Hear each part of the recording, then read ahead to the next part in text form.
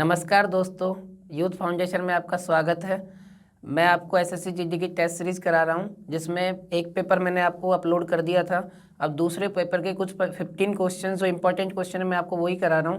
तो आप देखेंगे दूसरे पेपर को। क्वेश्चन नंबर 1 ये रहा। क्वेश्चन नंबर 1 आपका दिया है, choose the word the means the same as the given word.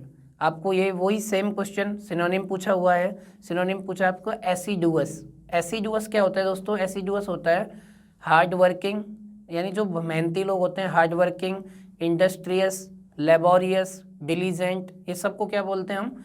एसिडुअस बोलते हैं, मेहनती बोलते हैं। तो इसमें पहला ही ऑप्शन आपका करेक्ट दे रखा है, इंडस्ट्रियस इसका करेक्ट आंसर हो गया। नेक्स्ट क्वेश्चन है आपका, select the word which is closest to the opposite in meaning of the given sentence. Given words, तो आपको जो मीनिंग दिया हुआ है वो है सिविलाइज्ड। आपको जो दूसरा वर्ड दिया है वो है सिविलाइज्ड।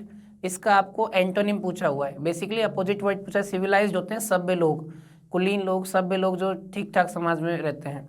तो इसका पहला ऑप्शन दिया है कल्चरल, ये इसका आंसर नहीं है। पोलाइट तो सभ्य हो गया। बारबरिक क्या होता है? बारबरिक इसका असभ्य लोगों को बोलते हैं बारबरिक। तो करेक्ट आंसर इसका क्या होगा? बारबरिक, सी इसका करेक्ट आंसर हुआ। क्वेश्चन नंबर 3 आपका है, select the most appropriate meaning of the given idiom. आपसे ईडियम्स एंड फ्रेजेस का एक मीनिंग पूछा है।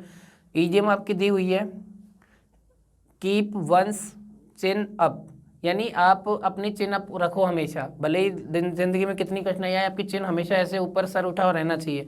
यानी इसका करेक्ट आंसर होगा रिमेन चीयरफुल इन डिफिकल्टीज, यानी आपके जो खराब दौर चल रहा है, डिफिकल्टी वाला दौर चल रहा है, उसमें भी आप कैसे रह रहे हैं? चीयरफुल रह रहे हैं। उसको क्या बोलते हैं?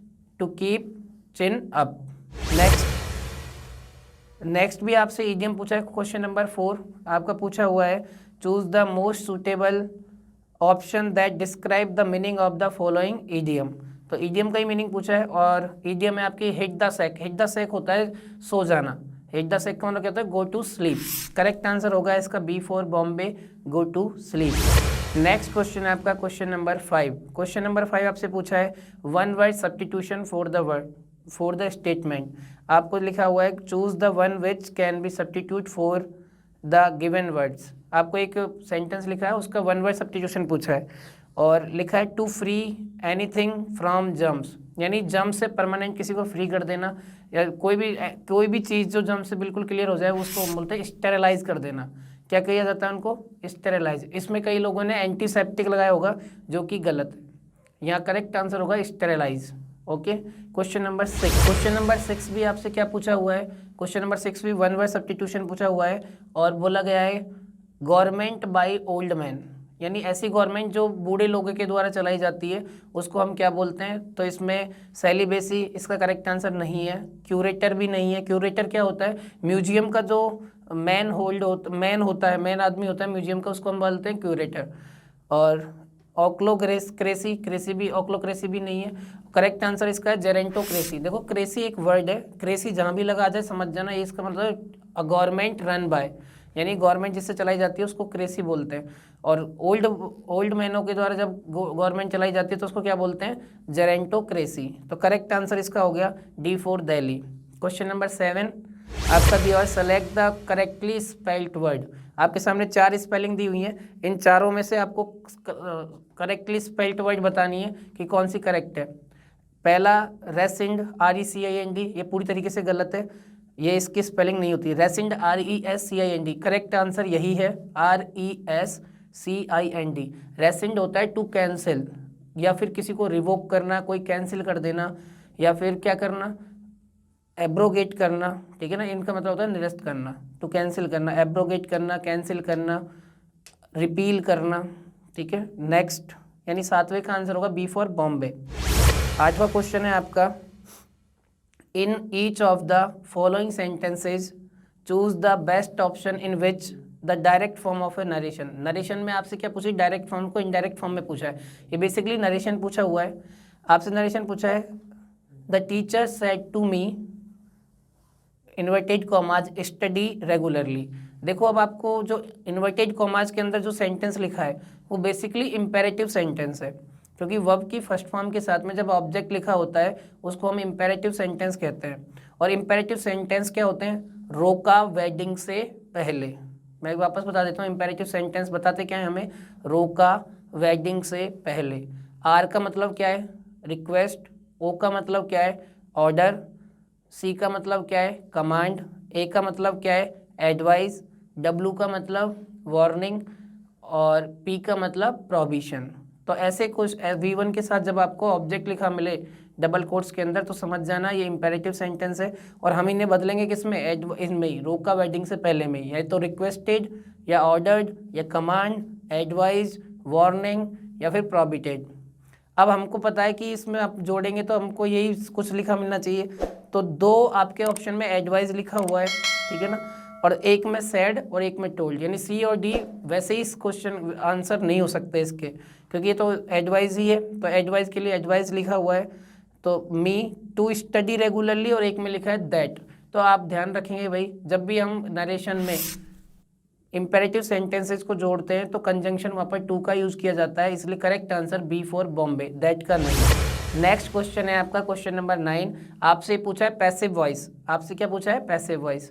Anaya has left the light on, यानी अनाया हैज़ लेफ्ट। अब आपको मैंने बताया हुआ है कि अगर एक्टिव वॉइस में हैज़ हैव के साथ वर्ब की थर्ड फॉर्म आती है तो पैसिव वॉइस में हम किस में चेंज करते हैं, हैज़ या हैव के साथ में बीन प्लस वर्ब की थर्ड फॉर्म। अब इसमें आपको चूज करना है ऑप्शन, इसे देखते ही आंसर हो जाएगा कि हैज़ हैव को चेंज किस में करते हैं, हैज़ हैव बीन में। तो एक ही आंसर, एक ही क्वेश्चन में आंसर लिखा हुआ है, बी फॉर बॉम्बे में हैज़ बीन लिखा हुआ है, वही करेक्ट है। बाकी में हैड बीन है, किसी में लेफ्ट लिखा हुआ है, किसी में वॉज लिखा हुआ है, तो ए सी डी पूरी तरीके से गलत हुए। इसका correct answer B for Bombay, has been होगा। हैज़ बीन वाला इसका करेक्ट आंसर होगा B for Bombay. Question number 10, next question है आपका क्वेश्चन नंबर 10। आपको बोला गया है, इसमें फिल इन द ब्लैंक्स पूछा गया है, और फिल इन द ब्लैंक्स में आपको 4 ऑप्शन देके क्या पूछा है, प्रपोजिशन फिलअप करवाया है।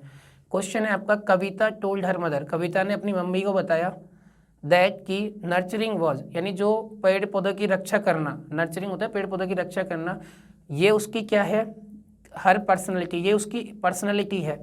तो पर्सनैलिटी में कोई काम होता है उसके लिए हम इन का यूज करते हैं, इसलिए करेक्ट आंसर इसका हो गया ए for Apple, in. Next question है क्वेश्चन नंबर 11।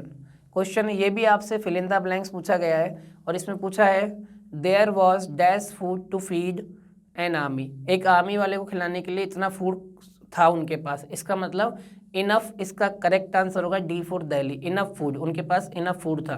देखो इनफ का एक कंसेप्ट याद रखेंगे आप, ए ई एन, ए का मतलब क्या होता है एडजेक्टिव, ई का मतलब होता है इनफ, और एन का मतलब होता है नाउन। तो आप ध्यान रखेंगे नाउन से पहले क्या आता है, इनफ, और एडजेक्टिव के बाद में क्या आता है, इनफ। तो फूड क्या है यहाँ पर, नाउन, तो नाउन से पहले क्या यूज़ करेंगे हम, इनफ का यूज़ करेंगे। क्लियर। नेक्स्ट क्वेश्चन है आपका क्वेश्चन नंबर 12। ये भी आपसे क्या पूछा गया है, फिल इन द ब्लैंक्स, और बहुत सिंपल सा फिल इन द ब्लैंक्स है ये। Having in both government and private schools, Palak is the most suitable person to take over as the principal of the school. Basically आपसे having के साथ में verb पूछी हुई है, तो आपने अगर पास्ट पार्टिसिपल पढ़ा है तो वहाँ पर बताया जाता है कि हैविंग के साथ वर्ब की कौन सी फॉर्म यूज करते हैं हम, थर्ड फॉर्म। तो वर्क की थर्ड फॉर्म यहाँ पर क्या हो जाएगी, वर्क्ड, यानी करेक्ट आंसर 12 का क्या होगा, सी।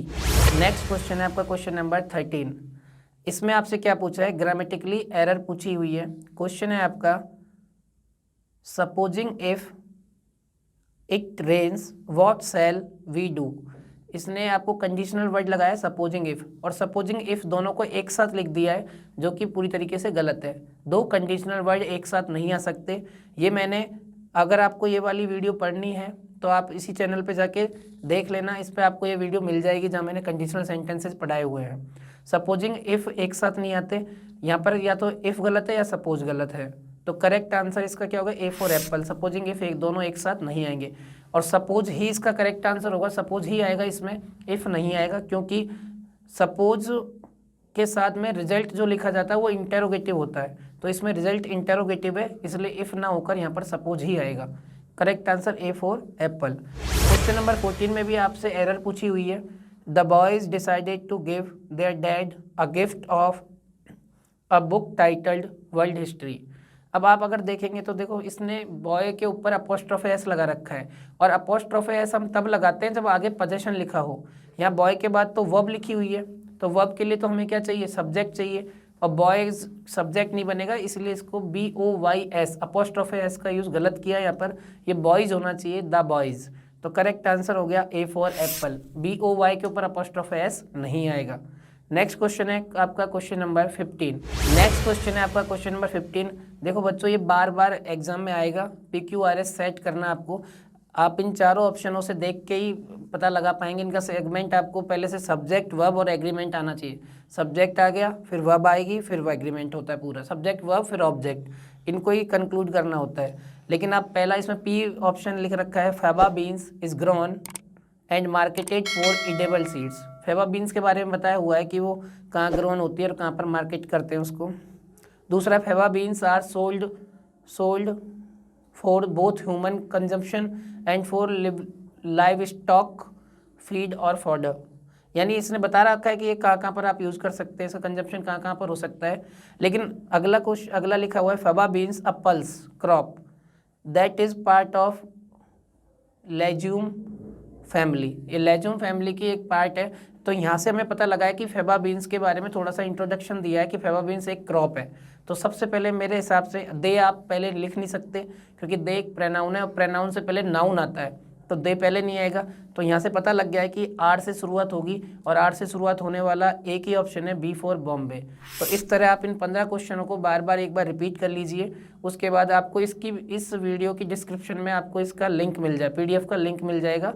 आप अच्छे से देखते रहिए। मैं लगातार आपको टेस्ट सीरीज ये करवाता रहूँगा जब तक आपका पेपर होगा तब तक। जय हिंद, जय भारत।